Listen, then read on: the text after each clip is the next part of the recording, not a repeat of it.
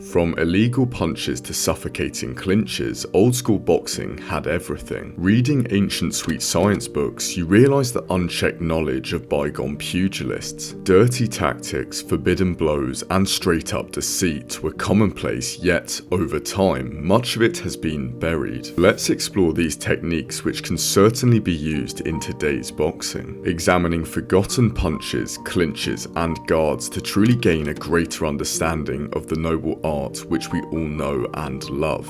Please give the like button your hardest gazelle punch to force the YouTube algorithm to take notice. Former heavyweight champion Jack Johnson developed a defensive chop aimed at thwarting opponents' punches before they had even begun. In 1922, boxing specialist Norman Clark argued, where one is quick enough to see the swing starting, it is best to stop it before it has had time to gather power, and by placing one's glove or forearm against the curve of the opponent's oncoming arm, one can often stop it dead. Johnson was a master at this. He had a very quick eye, and no sooner had an opponent drawn back his arm preparing to swing, he caught the blow in its dead position. Often his defense would take the form of a downward chop on the biceps, a move terribly jarring to an opponent's arm, and the same hand used for the chop would then be whipped to the jaw. But this is where old school boxers excelled. As George Carpentier wrote, although not so much practiced as punching,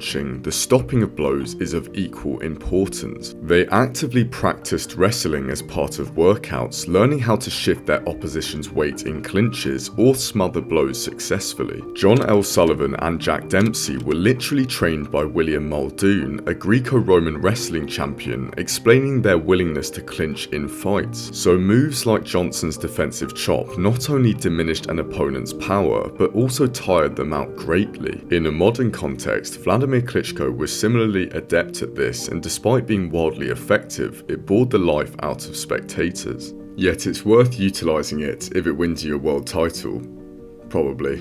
The skilled French light heavyweight George Carpentier was extremely adaptable, so much so that he improvised the spear guard in the heat of a tough boxing bout against Britain's Billy Wells. The Brit was a giant of a man, standing 6'3", which meant Carpentier struggled to bridge the gap and get in close due to the size disadvantage. Yet Carpentier knew that Wells had a vulnerable stomach, and so the only means of success was to get there and hammer away. As the Frenchman notes in his book, I have endeavoured to give as faithfully as possible the guard I affected, and which allowed me to get to close quarters and secure victory. So covered up was I, that lefts and rights had but small chances of landing on vulnerable parts. As it is almost impossible for a tall man to get to the stomach of a much shorter opponent, especially if the latter assumes the guard depicted in this picture, security is practically absolute. Finding only the top of Carpentier's head and shoulders to punch, and feeling that he must do something else, Wells began to desperately use both hands, leaving his body open to be speared. The punch which foiled Wells was delivered just under the heart, knocking the wind out of him and leaving him keeled over. Nowadays, we rarely see such improvisation, though the crossguard has been fleetingly deployed by Teofimo Lopez, and I guess that's kind of similar. When facing pugilists vulnerable to body shots, perhaps this guard could provide the solution. Maybe this is how we finally dethrone Usyk. Well, it's worth a try at least. The solar plexus blow has primarily been associated with Bob Fitzsimmons' winning of the heavyweight championship in 1897 against James Corbett. Yet Clark correctly points out that it had actually been invented by prizefighter Jack Broughton almost 100 years earlier. Known as Broughton's mark, it constitutes the nerve centre of the greater portion of the body, and a blow landed there will not only wind a man, but temporarily derange much of the physical system. The punch consists of a left-handed drive at the stomach with just the suggestion of a hook in it. Having first got your opponent's guard up, you step in with the left foot until the feet are about a yard apart and drive your left smack at your opponent's mark, while crouching slightly and ducking to your right to avoid his left to the head should he try to counter. In the modern context, the liver shot has come to dominate the narrative, yet a skilled boxer will be adept at covering this region with their guard. However, the solar plexus is far more difficult to protect. A hard blow there saps the wind out of your opponent's lungs and turns their legs to jelly, a bit like when people see you sporting a beautiful vintage Marsland t-shirt, linked down below.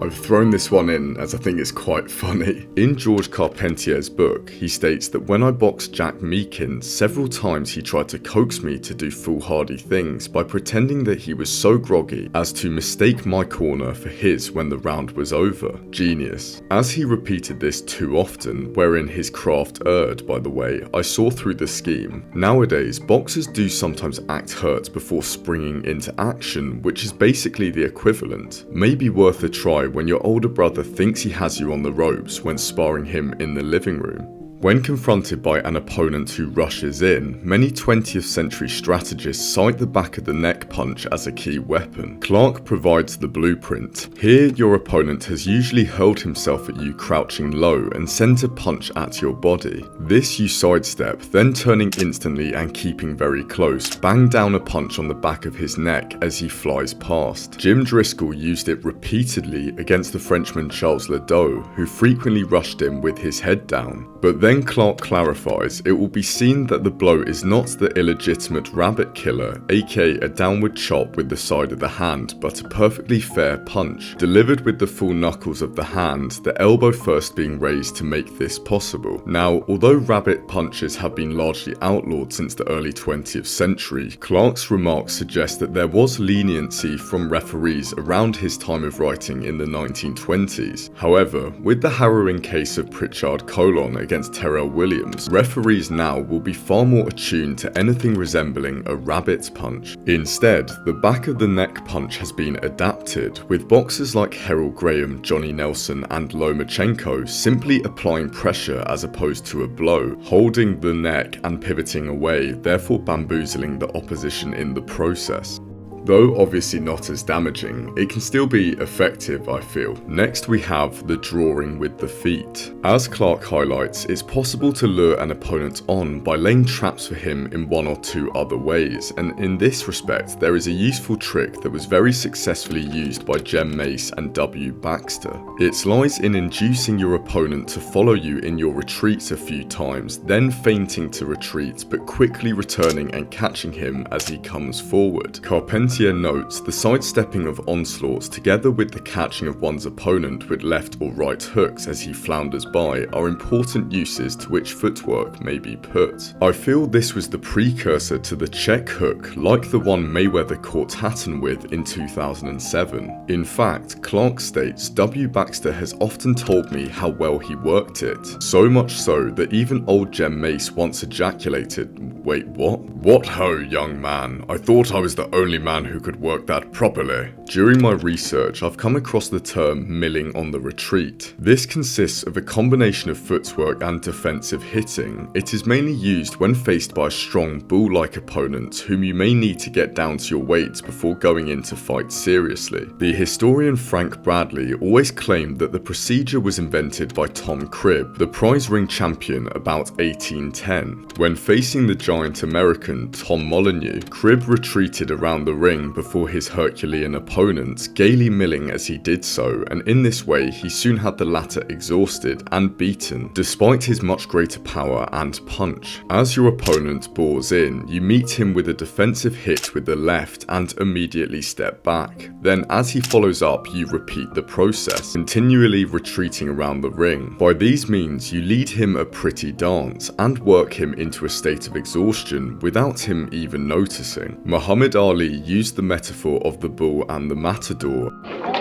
He's a bull on the matador. He's meeting his master, his teacher, his idol. And I believe this was the origin. Boxers nowadays, whether due to ego or pride, often prefer to stand their ground and trade, but there's method in self-preservation and remaining on the outside.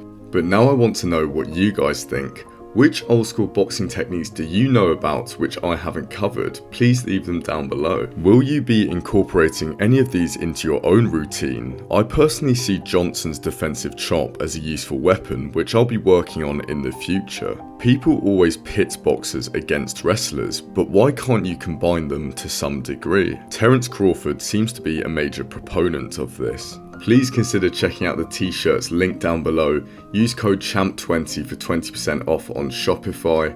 All the best, guys. Why not leave a like and subscribe? More content will be on its way soon. See you again. Cheers.